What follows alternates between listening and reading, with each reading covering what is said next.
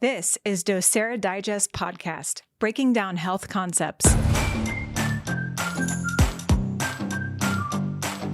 This podcast is brought to you by Docere Life Center. This innovative clinic is finding new solutions to the evolving challenges mankind faces in the 21st century. By utilizing cutting-edge technology and testing, they find root causes and also offer treatment with energy and nutrition. What is the mission? To dynamically change lives for the better while impacting families for generations. The information shared directly or indirectly in the Docere Digest podcast is not to be understood as or misconstrued as medical advice. This information is not a replacement for your current health provider who is acutely aware of your current health state and course of treatment. Any information shared about a product or service discussed by any host or guest on this podcast is not to be interpreted as a doctor-patient relationship. Well, welcome back to Docere Digest. This is episode 3 in our Parasites series, and we're going to talk about hormones and neurotransmitters and how parasites basically take advantage of us and make us work for them, and they kind of create a home in us. So one of the first aspects I want to talk about is how the thyroid and the adrenals are affected. So as we know, hypothyroidism is a growing concern, and it's more and more people are being diagnosed with this, especially with an autoimmune version of it called Hashimoto's thyroiditis. So there are many approaches to treating these different conditions, and most of these need to be aware that there's a root cause behind them. And while there's all kinds of different medications that people are being put on, they're not actually addressing the root cause of what we're dealing with. And some of this comes from just a lack of clinical experience, or as we talked about in previous episodes, an inability to confirm anything with labs. And so these stealth infections are kind of the invisible elephants in the room, as it were. And so what we need to do is we need to be able to go back and figure out what's driving these things, what's causing this dysfunction in our general hormone pathways. So when we go back and we look at it, we often find patients come in who have thyroid, who have the labs to confirm they have thyroid issues. And with our testing, we find that parasites are more commonly the underlying issue for it. And so by doing that, we come through and are able to change the body in a way to get rid of the parasites and remove their influences on our body. And we're going to talk about that here and how they do that. So parasites kind of have two goals in our body. They want to feed and they want to breed. They want to survive and they want to lay eggs is what it comes down to. Well, to do that, they need to make themselves at home. So as any pregnant mother likes to nest, make the house ready, they do the same thing. You know, they change the environment, change the curtains, change the carpet, whatever they need to do. So they're going to go through and change the environment in our body to make it work for them. So a lot of these things will happen. They'll cause food allergies, food sensitivities, because the way that the parasites are reacting to it. So this may be controversial, but a lot of people with gluten issues is a parasite issue. So you eat something, you feel really bad. It may not actually have been the food. It may have been the way the parasites reacted to it. And I've got all kinds of patients and kids and stuff with food allergies and everything else that we dealt with the parasites. More commonly, hookworm is usually the one that I see that causes a lot of that. We get rid of that, and all of a sudden their issues with gluten goes away, or other foods, or even peanuts, which surprised me that we were able to fix that in a couple of patients.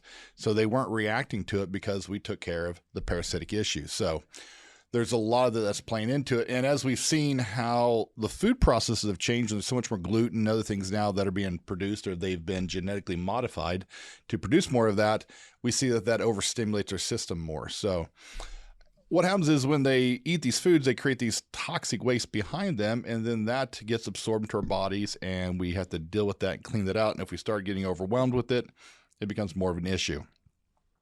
So our thyroid serves a very important function for our health and vitality, and it helps to modulate our immune system. It helps our body repair. It helps us deal with infections, and it helps us to just survive and thrive in a good environment. So if parasites can manipulate and modulate our bodies and weaken them, they do this by going after the thyroid in many different ways. So one of the first things they do is chemical warfare. And again, if you go back to last episode or the episodes before that, I was kind of talking about how these are parasites in our bodies. These invaders, what they want to do is they want to steal from us. They want to take our nutrients, things that we need to help build our body. They want to destroy our microbiome, which helps produce a lot of psychobiotics. We didn't talk a lot about that, but psychobiotics are ones that create serotonin, GABA, and other anti-inflammatory agents for our nervous system. And they want to come through and attack those and to weaken our system from that. So, and again, overwhelming our detox organs, our kidneys, our livers, bladder, skin, lungs, all these things that we need. And this is where it starts to create more and more of an issue for us, because now as we become more toxic, we become weaker and our immune system gets shuttered down, so it can't keep up with it. And it's creating all these things. So we even talked about the mucus and the biofilms, how they like to hide underneath that, creating this environment there. And this mucus layer, as we talk about it, one of the things we talk about is how it creates a environment or a layer they can hide beneath. But what we didn't really address so far is the fact that these layers cover up our microvilli and our ability to absorb nutrients through there.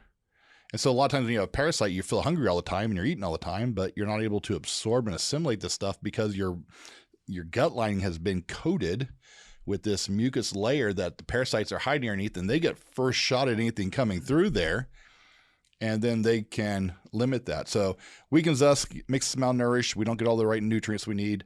Protein metabolism goes down, which we need certain amino acids to make our serotonin, which is our happy, feel-good hormone.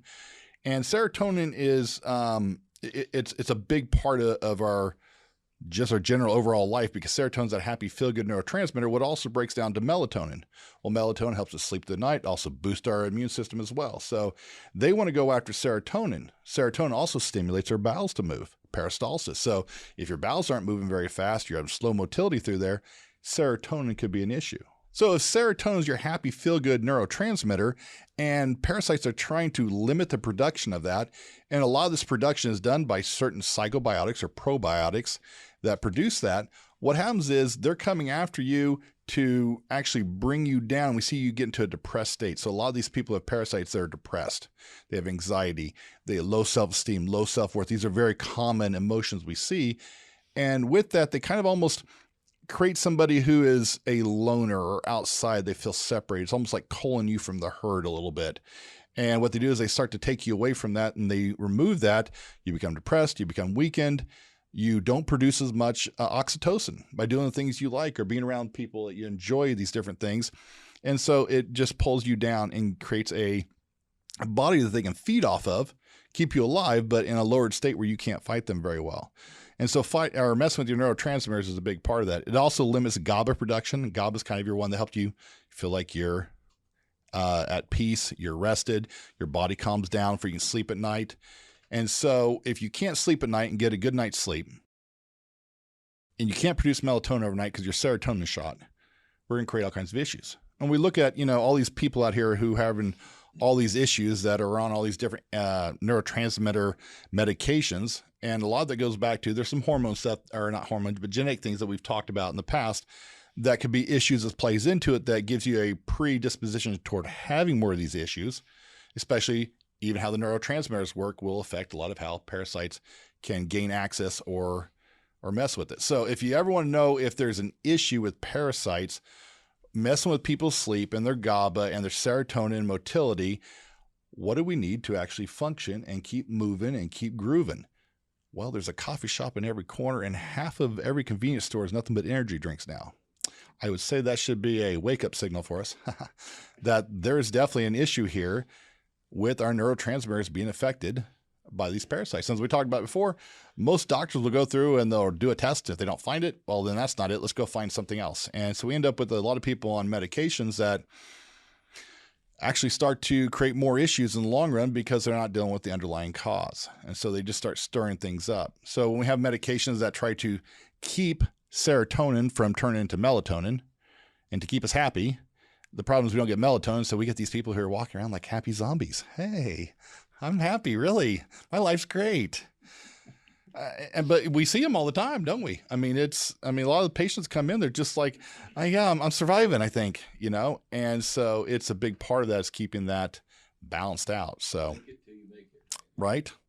So the next thing I want to talk about here is we basically have two operating systems that we're in. We're either in our sympathetic or parasympathetic, or more known as fight or flight, or our rest and digest, or feed and breed as it's called as well. So this is kind of a yin and yang of our body here as far as how we operate. So most of the time we should be in a parasympathetic state.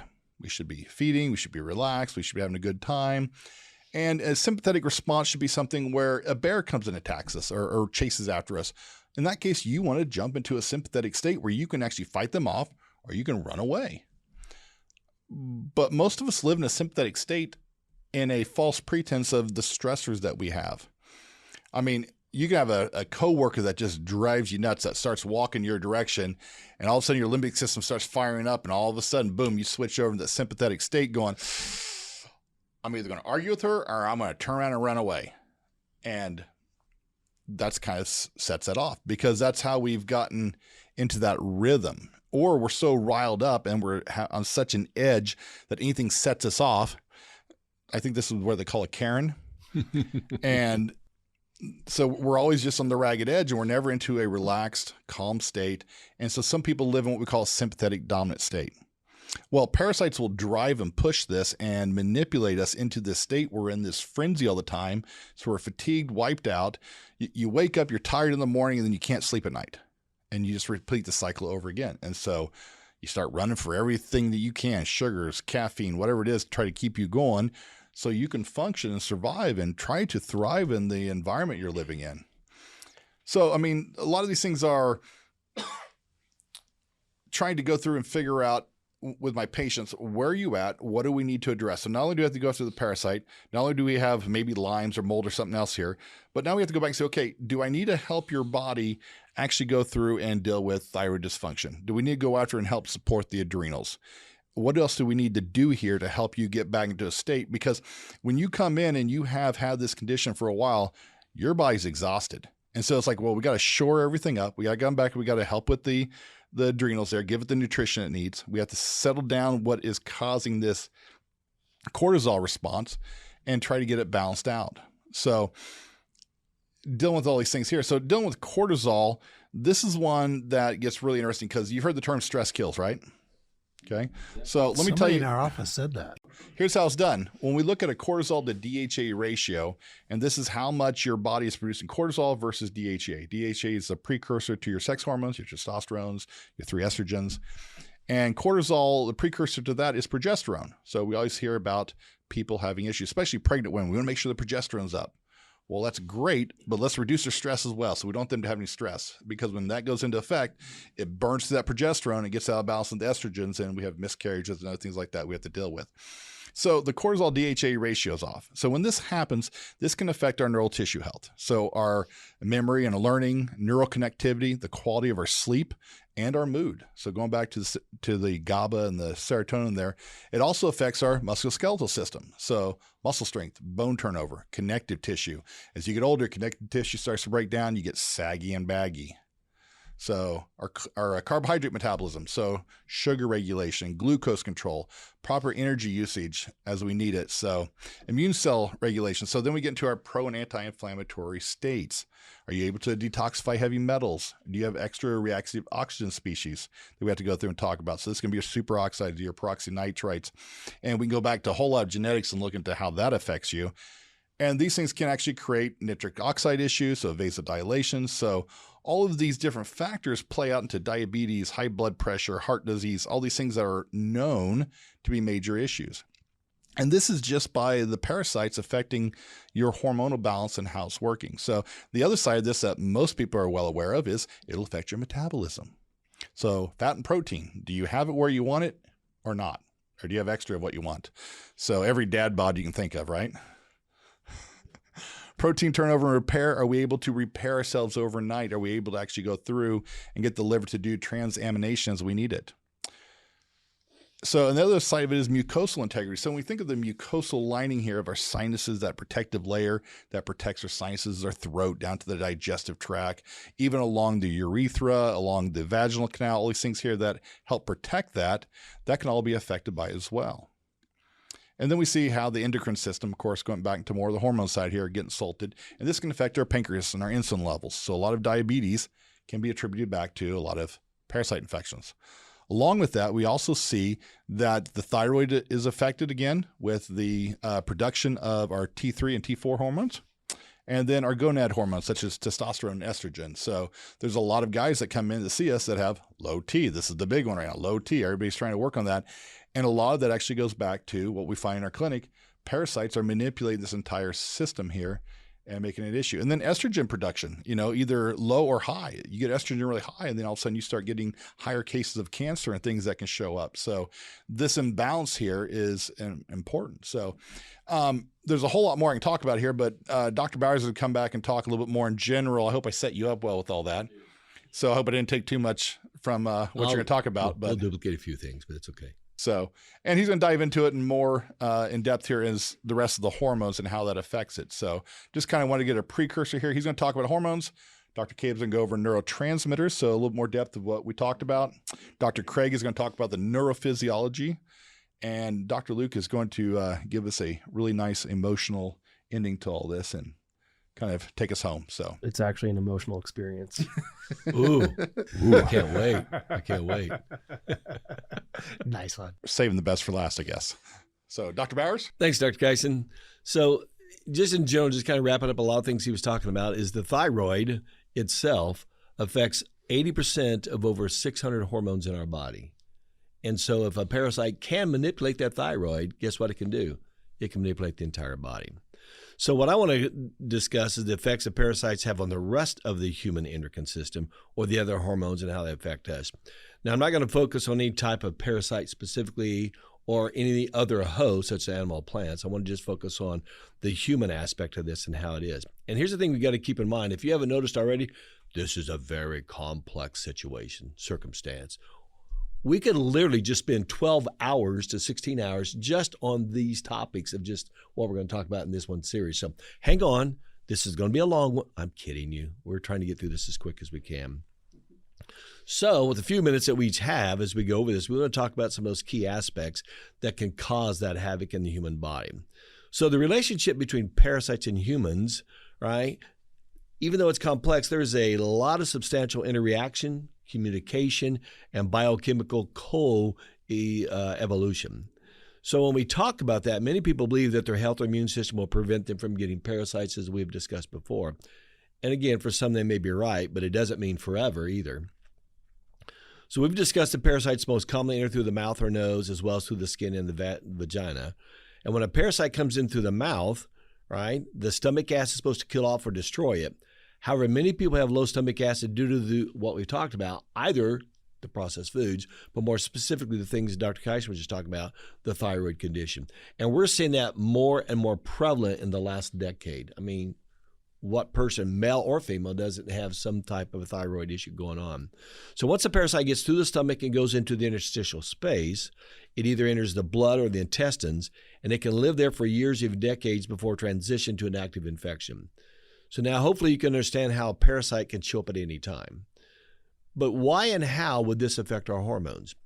Well, the first thing I think we need to look at is how do hormones stay in balance, right? If we want to talk about a hormonal regulation, how does the body produce that? Well, what do they do? First, you must have the ability to produce hormones. And we talk about a lot of times cholesterol, which is the key for 4 different types of mainframes of hormone production. Now remember, there's over 600 of them. There aren't just the male and the female side, right? Which, by the way, most men have the female, most female have the male version of the parasites. They're just at different levels. So if you can produce them, then you must have some form of communication in the body for its need or its use. In the previous episode, Dr. Kaiser went into great detail talking about how parasites interact or affect or hijack our communication system. Then you must be able to remove the remains of that production. So once you use up a hormone, how does your body recycle it and reuse certain parts of it, or how does it eradicate it? And so we've heard of things like testosterone imbalance, estrogen dominance, et cetera, some of those things are what we're going to be talking about.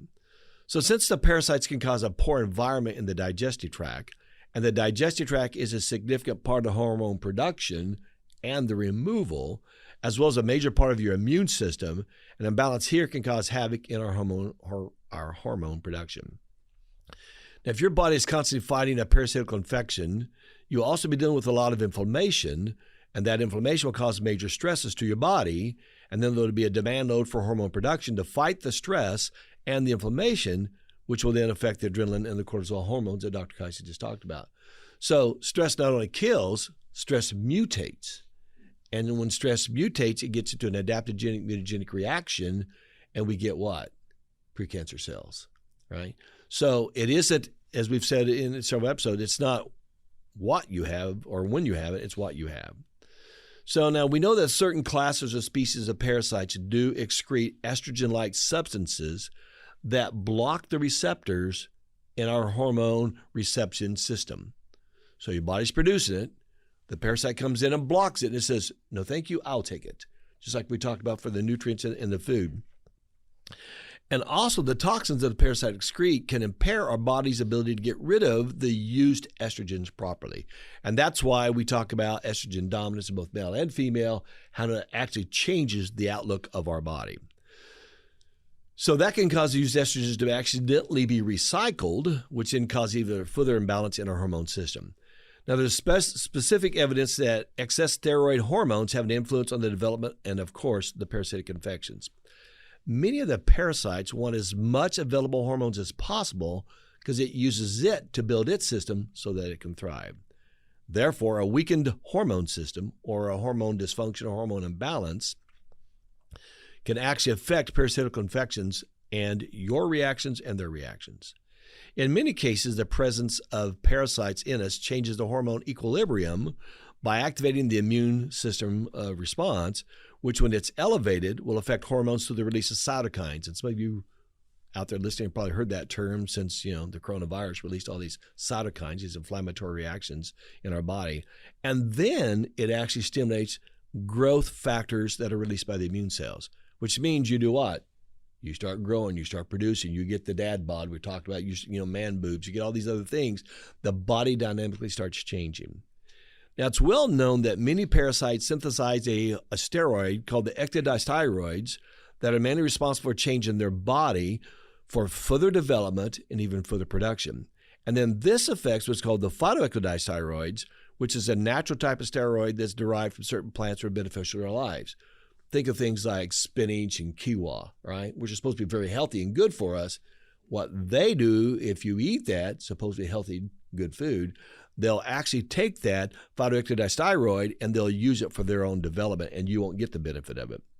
So in most parasitical infections, it's the hormonal environment that determines the susceptibility and the severity of the parasitic infections.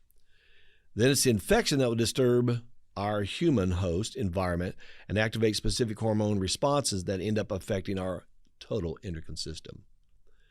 This helps the parasite to mutate or change to be able to resist the immune system, which then allows for potential even more parasitical attraction and affections.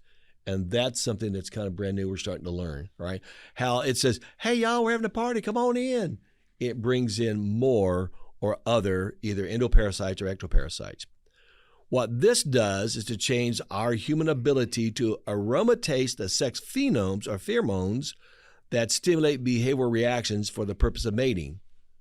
So think about the concept of reduced libido, right? In men, we think it's low testosterone.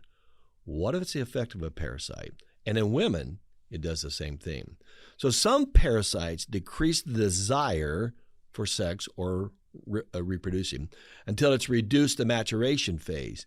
And then it flips the switch and it comes back and increases the desire for reproduction into a new host. And we see this in a lot of the more severe fatal cases.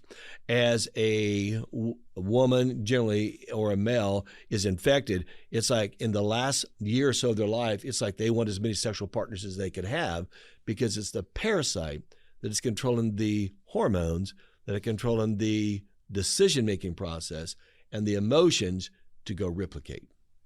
Wow. As Dr. Kyson said, some parasites even are the main cause of decrease in sex hormones, referred to as DHEA, testosterone, the estrogens, progesterone, and pregnenolone. And most of us have heard those hormones and what effect they do to our body. Those parasites are found in the liver, which is a great production. Over 85% of all production of the endocrine system occurs within the liver. Muscles, ovaries, testicles, the brain, intestines, and as Dr. Kyson said, the thyroid. This can affect your ability to handle stress, which makes you tired all the time, change your sleep patterns, all those things that Dr. Kyson was going through. But more importantly, it affects cholesterol production, which what is one of the biggest things we see in this world right now is high cholesterol. And we know that cholesterol is a protective mechanism, but it's also the building block for the four main frames of hormones that the entirety of the body needs. So what does that do? That causes unexplained weight gain, hair loss, skin reactions, causes fear, depression, anxiety, brain fog, fearfulness, erratic mood alterations, worry, frustrations. How about even sugar and salt cravings, as Dr. Kyson was going into? It causes a weak immune system, autoimmune diseases, all the things he went through. It changes our mating rate. It increases our aging.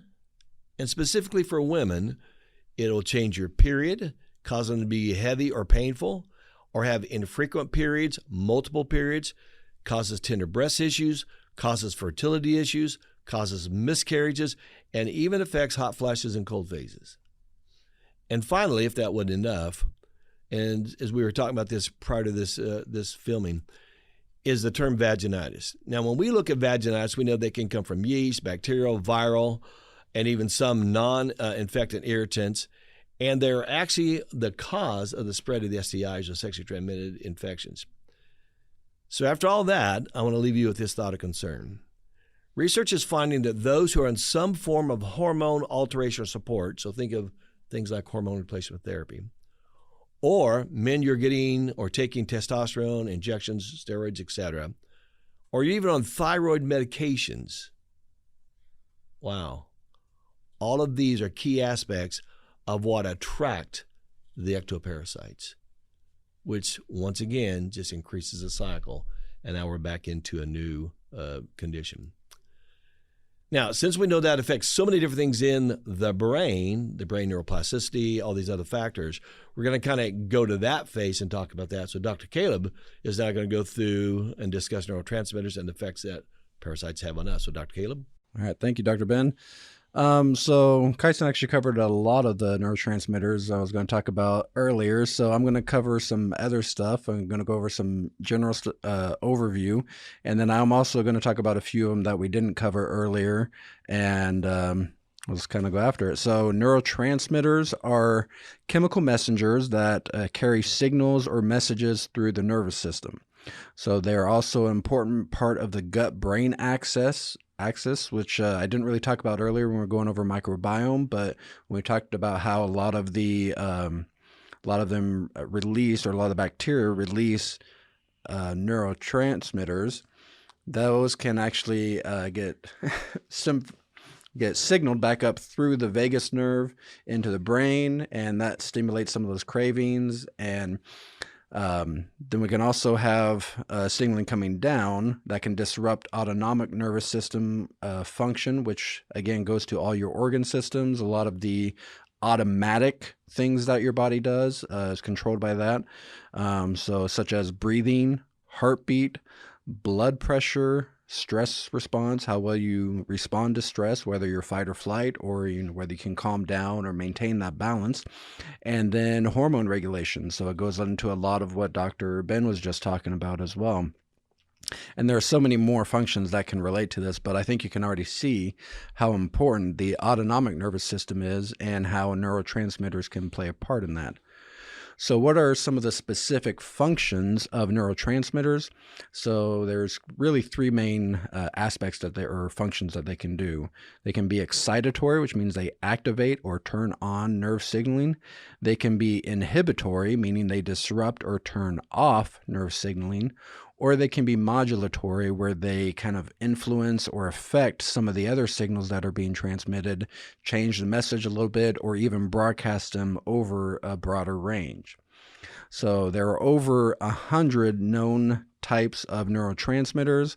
Some of the better ones, Dr. Kyson talked about serotonin and GABA. I do want to highlight again on serotonin, because that is such a key, important one for us. It helps not only with mood, with helping you feel good, but it also helps with your sleep patterns, helps with your appetite, and it also helps with pain management, how well you respond to pain or how you react to pain. And another thing I thought was interesting, especially with this time of year, is serotonin imbalance is also a key part of seasonal affectiveness disorder, which many of us are coming out of now that spring is really starting to hit full force, right? Couple other big ones, epinephrine or adrenaline. This is your fight or flight response when you're stressed or afraid.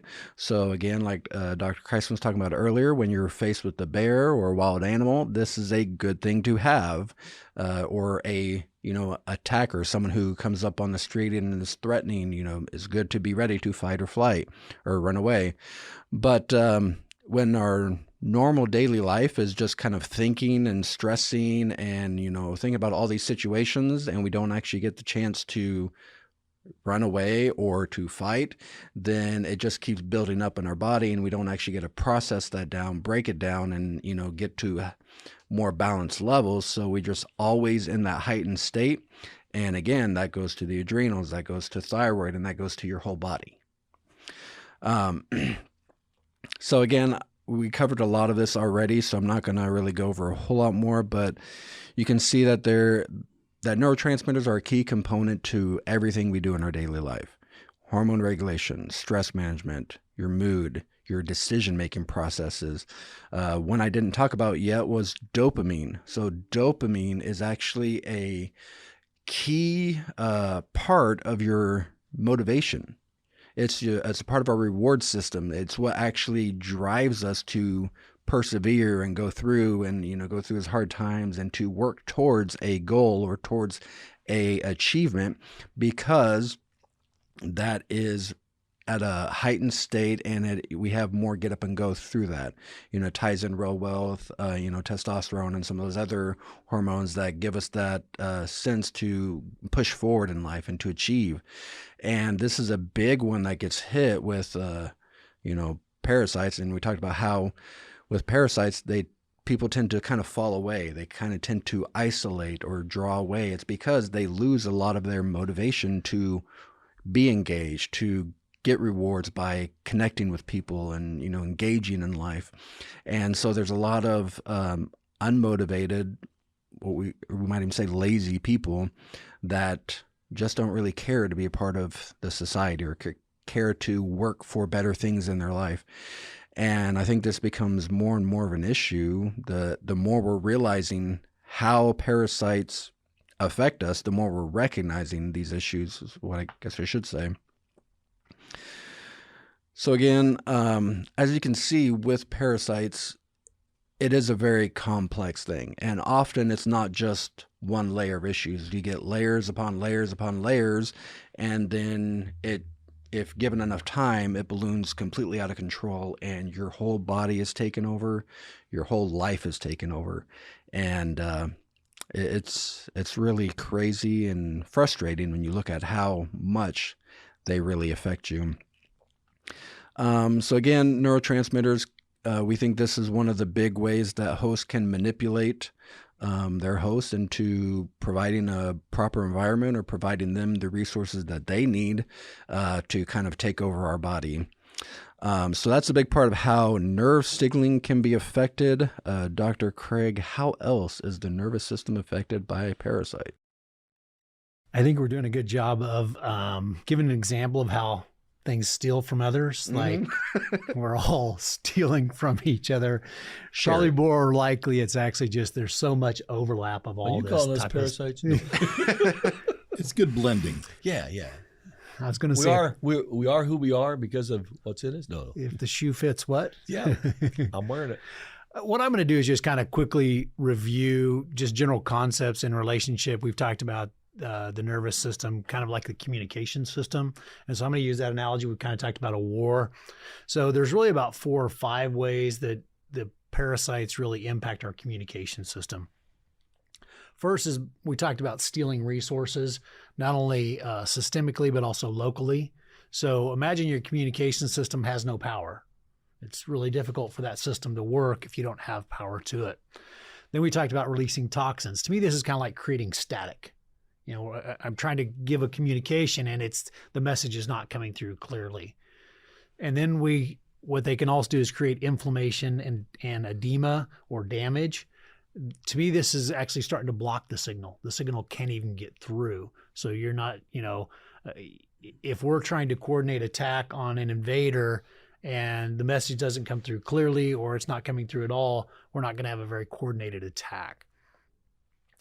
The next thing, and kind of speaking of that, when we talk specifically to neurology and the brain, one of the things we talk about is the blood-brain barrier, which is kind of like, I think of it like this: our operating system is held down in this deep bunker. Well, now the bunker has been blown open, and now other invaders can come in as well. And so now you start to get foreign invaders right in your operating system. And then and one of the things I'm going to talk about here in just a little bit, just kind of as an emphasis, is we talked about neurocystocercosis. This is going to be a specific, like you had somebody implanted within your team. And then the last thing we talked about is manipulation. This is not only, instead of not getting the communication out or the communication being blocked, now we've got a flawed communication going out. Got a spy in there. Exactly. Now instead of going, okay, we're okay, instead of going, we're at war, now the message goes, no, we're fine. Everything's good. Don't worry about it. And we've talked about this, like, one of the books we reference a lot is This Is Your Brain on Parasites, or Your Brain on Parasites. And kind of as an example, it talks about Toxoplasma gondii getting into a rat, and the rat that in its typical state will run away from a cat will actually run towards the cat, because that's part of the parasite seeking to replicate itself.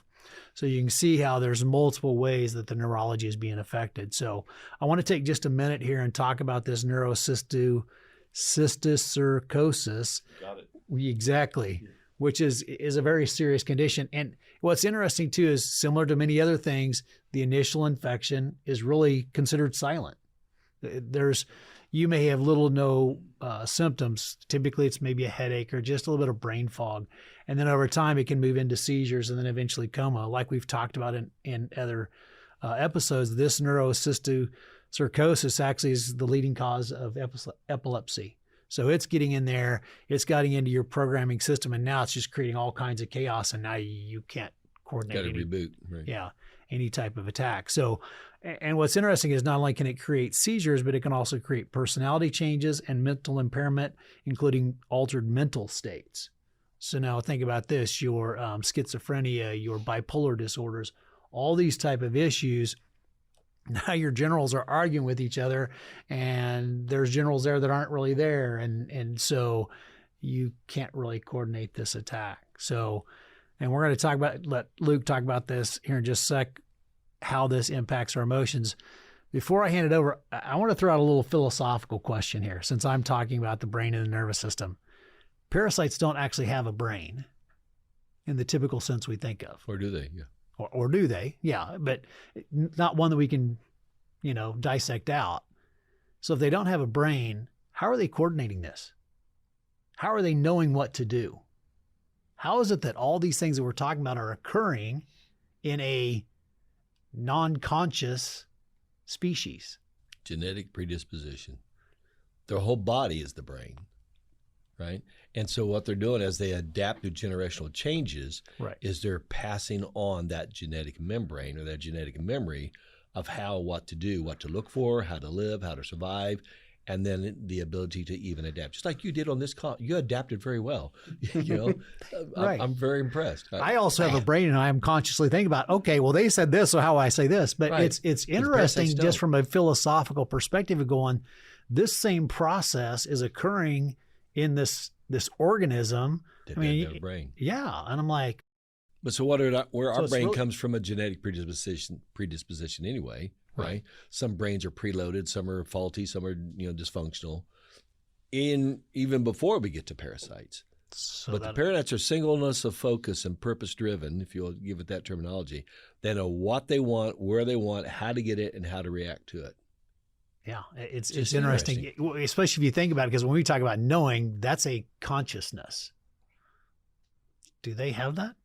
So just something to ponder, and I'll let you tie into emotions. Well, it's interesting, though, when you think of it, because we think of our brain and our skull as far as our nervous system, but even our enteric nervous system is a brain that's kind of a sleeve around our digestive tract. So that'd be kind of the same way it's set up in a parasite or a worm or whatever we're looking for, is in that more elongated type of form, not in a mass clump of neurology, but even then it knows what it needs to do. And we know our enteric system affects the main brain. Yeah. We think our main brain's the main brain. Right. It really isn't. So you're saying they're preloaded with a mindset. Yeah. That single purpose that he is saying, that's what they do, because that's what it's had to do to even exist today. So if it doesn't do that, it doesn't exist. Well, I go back to the same concept too, is if it's a mindset, we're at. You can't dig it out. Yeah, because you're thinking mindset like the mind up here, though, so not the higher level, but no, because my thought process is the same thing too. Is your mind is all of this. It's not just in your brain. We tend to think that way. So. We call that innate, generally speaking. I mean, we have the innate ability to change and adapt. Right. You don't cut your finger and go, oh, I got to heal. No, it's the innate ability, and that's what in the parasitical world, they have their innate abilities to do things. Just kind of interesting to think about where did that originate. So stay tuned in future episodes where we go through and dissect this in much more detail. For now, we'll take it over to the emotions now with Dr. Luke. All right. Thanks, guys.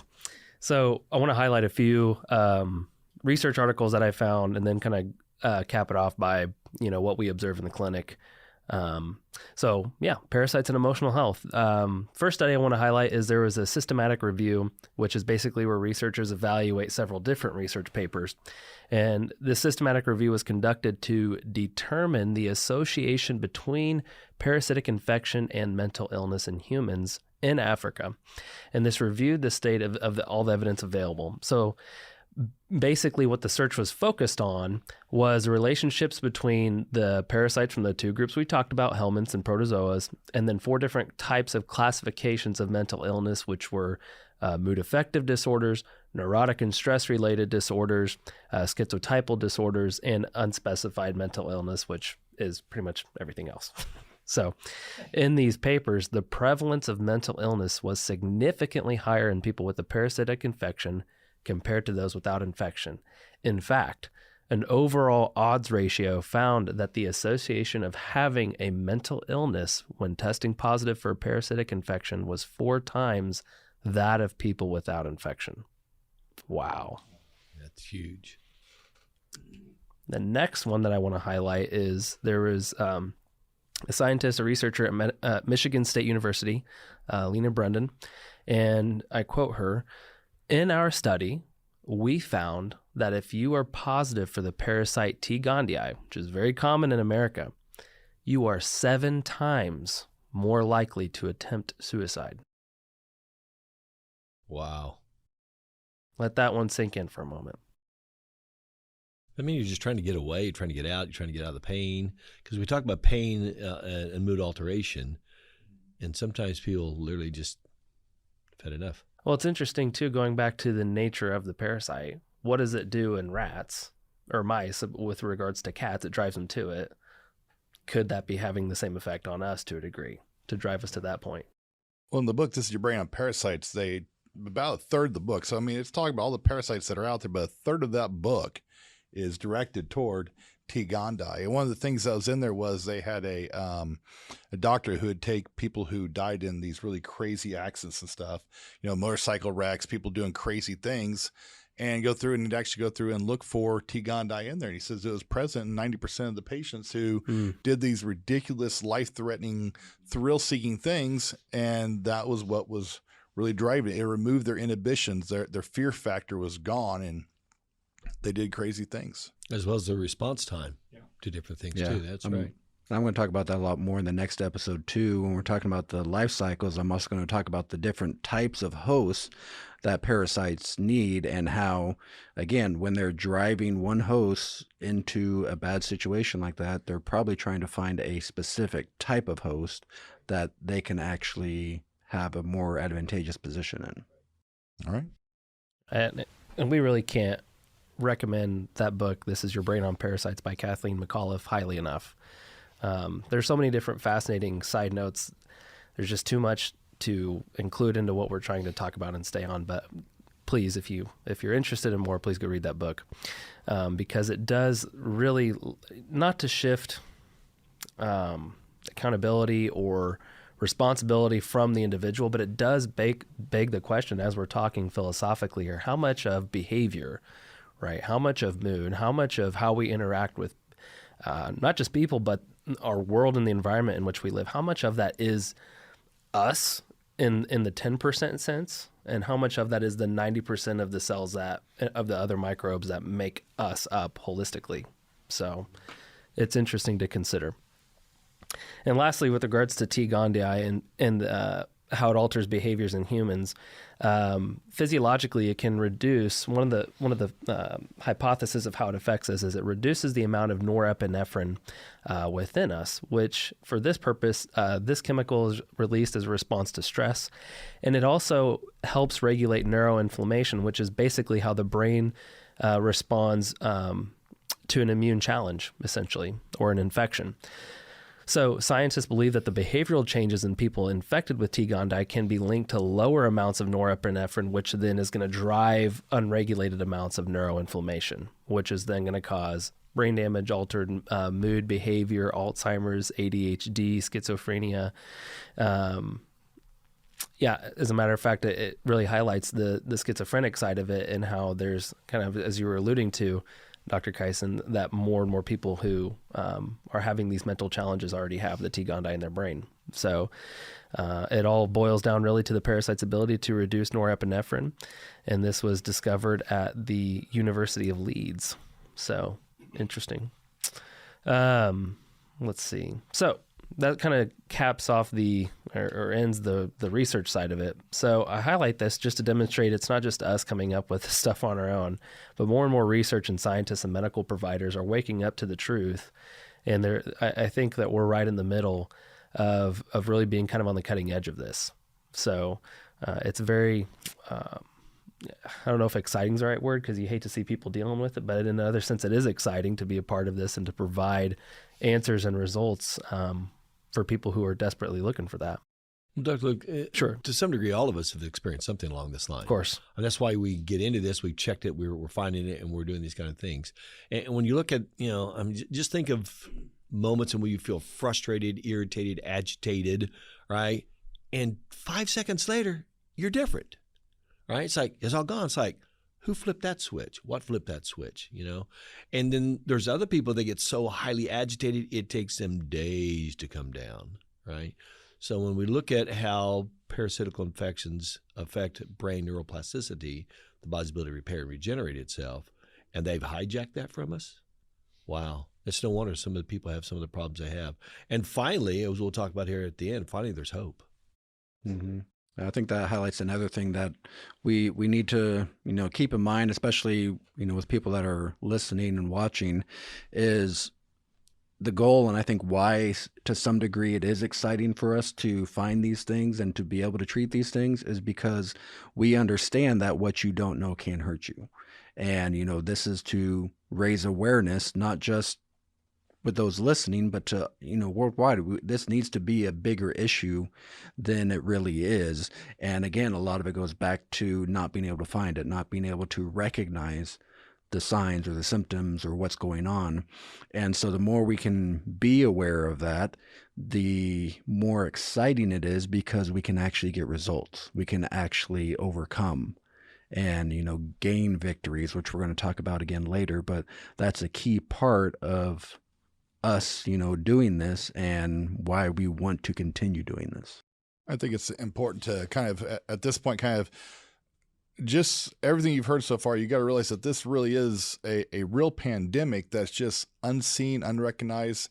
You don't realize how much everybody's being affected by this. So this is the parasite pandemic and it's unseen. And now that we're getting these studies and it's becoming more recognized and people are becoming more versed in our standing. When I first started dealing with some of these patients, I'll go to in a little bit later episode, that were having some of these things, I'm like, well, I didn't learn this in school. I don't know where to get this information from. Here's what I'm finding. Is this real? Am I just that far off the reservation?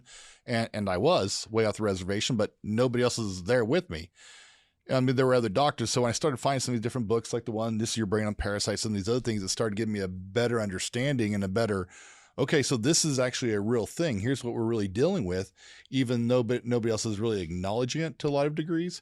And so you feel like you're on your own in some ways, and you're getting results for people. But it's nice to see that there's a lot of other people, a lot of the studies are coming out now that it's actually coming to the surface. So we're not as far off the reservation. People are catching up with us and actually understanding what we're finding, what we're doing, and the results we're getting. So that's exciting. Absolutely. Thank you, gentlemen. So moving on to kind of what we see, I had something noted down for neurotransmitters, but we've kind of hammered that out ad nauseum. So moving on to clinical observations. So, and please, doctors on this, feel free to chime in. So some of the most common mental and emotional dysfunctions and traits that we see are as follows. Traits of anger, sadness, depression, despair, all right, irritability or having a short fuse or easily set off, kind of like Dr. Ben was talking about, low self-esteem, low self-worth, rage, overwhelmed, and much, much more. So as I mentioned earlier, parasitic infections can kind of alter, or as not, I didn't mention this, but as we mentioned this, parasitic infections can alter or distort the gut bacteria, which can alter your neurotransmitter production in the gut, which can then in turn alter mood or behavior or mental, emotional health. But here's the kicker. When someone has a parasitic infection, life doesn't slow down. Time keeps moving on. Stressors are still very real. And when this happens, when a person has a parasitic infection, one loses their ability to cope or adapt or handle these stressors in life, whether that be emotional, mental, or spiritual, or just the minor stressors of the hustle and bustle of everyday life. So in other words, it can be harder to tend to your kids or your spouse or your schoolwork if you're a student. It becomes extremely more difficult.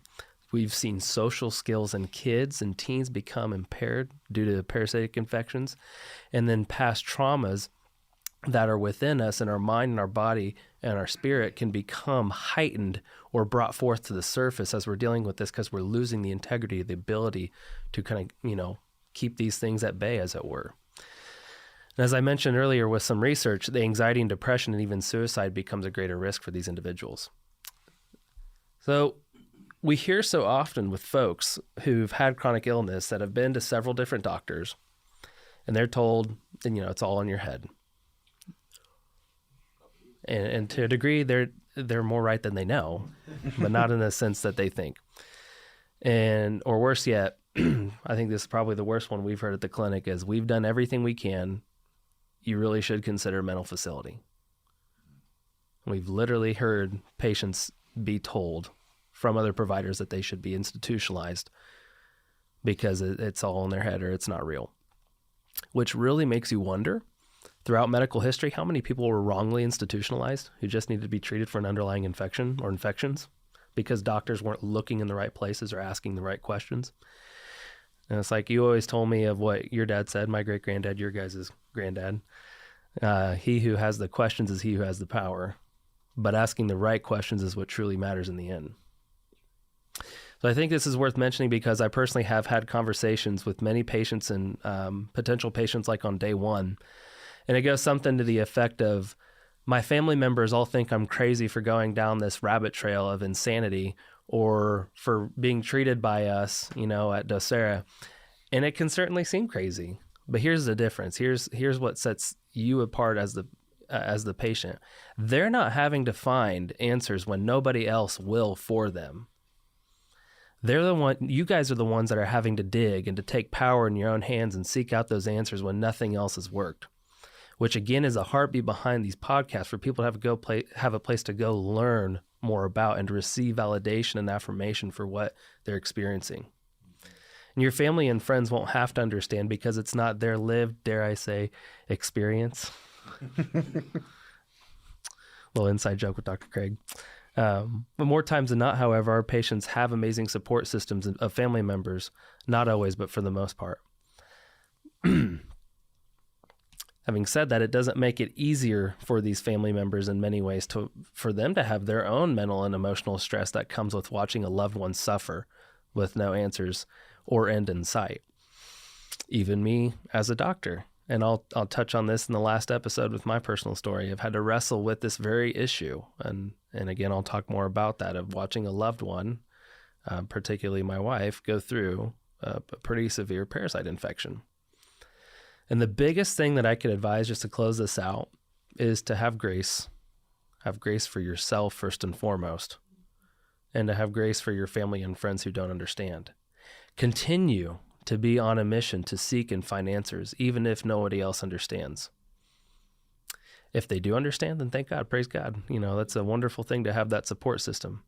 But if not, and unfortunately, if they don't understand, still have grace for yourself, and have grace for them. Don't allow their misunderstanding or their innocent ignorance to shame or guilt you for seeking these things out. Because at the end of the day, results will speak for themselves. And I don't care what area of your life it is, whether it's healing or simply being a better person, a better parent, spouse, friend, employee, whatever. Because at the end of the day, time and fruit or results will speak for themselves. So once again, have grace for yourself, have grace for others, and ask, seek, and knock, and take one day at a time. And enjoy the ride. Before we close, I'd like to add a thought process. It's we've had this debate many times. Is it really this comes down to, is it the 10% or the 90%? And yes, and it's exactly right. And even me being in the clinic, really in some essence for most of my thought process, I've kind of dismissed the 90% and thought, well, really the real problem is the 10%. And so this has been eye-opening for me, even being involved in this and even seeing it. It's like, this is a big deal. And it is not one or the other, it's both. We want to address both because they're both important. So I hope it's been helpful for our audience, but if nothing else, it's helped me kind of shift my mindset a little bit too and see how much that could be impacting my life. I want to add that for me, the perspective as a Christian and a belief of God in Jesus Christ, my Lord and Savior, I feel that as a creator, if God created all these things, he also gave us grace to find the solution to all these things, right? There is nothing more important in this world than us to him. But he's given us challenges and things to work through. And so for thousands of years that these have all been around, his grace is still here too to help us. And that's what we hope to be, a part to help you find that solution to get through these things. So I would add a third aspect to that is, having grace for yourself, for your family, and also pray for grace for us. Amen. So, anything else, gentlemen? Awesome. Well, thank you so much once again for tuning into an episode of Docere Digest, and please join us in the next episode as we talk about parasites and their cycles. We're going to go over how parasites respond in the moon cycle in various seasons throughout the year, their reproduction cycle, home occupants, and then what jobs or occupations you may be at risk for to have a parasitic infection. So thanks again, and join us next time. Thank you for listening to the Docere Digest podcast. If you enjoyed this episode, please be sure to subscribe and leave us a review. You can also find all the episodes and show notes over at docerelifecenter.com. While you're on the website, also be sure to check out the blog where you'll find videos and articles to help you proactively rebalance your health.